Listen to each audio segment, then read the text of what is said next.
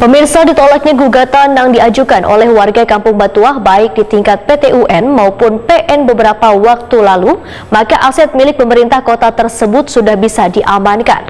Walaupun Pengadilan Negeri Banjarmasin masih memberikan kesempatan kepada penggugat untuk melakukan upaya banding dengan waktu seminggu setelah keputusan tersebut.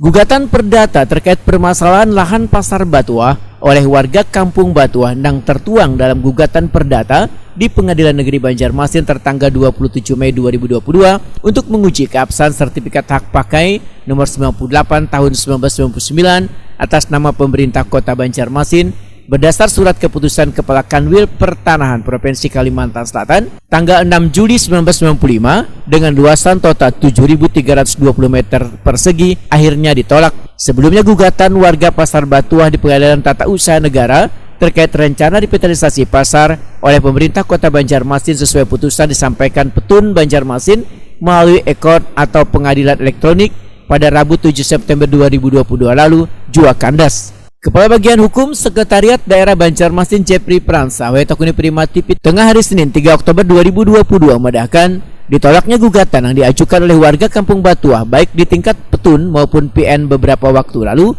maka aset milik pemerintah kota tersebut sudah bisa diamankan. Walaupun Pengadilan Negeri Banjarmasin masih memberikan kesempatan kepada penggugat untuk melakukan upaya banding dengan waktu seminggu setelah keputusan tersebut. Intinya kami Pemko masih optimis dengan hasilnya karena dari putusan PN yang kemarin kan sebetulnya belum masuk ke pokok. Jadi itu kompetensinya yang keliru.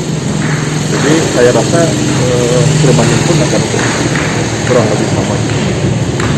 Kalau class action itu sudah tidak diterima oleh PN. Tanggapannya sendiri?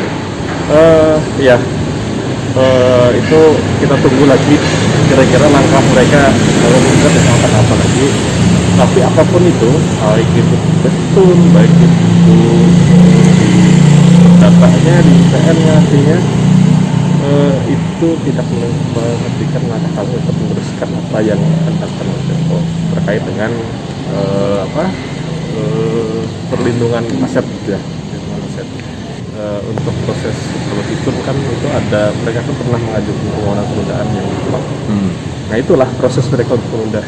Kemudian kalau di PN kan itu kan ada proses kita jaminkan. Kalau memang selama tidak ada putusan itu, maka Pemko akan terus melanjutkan apa yang menjadi program.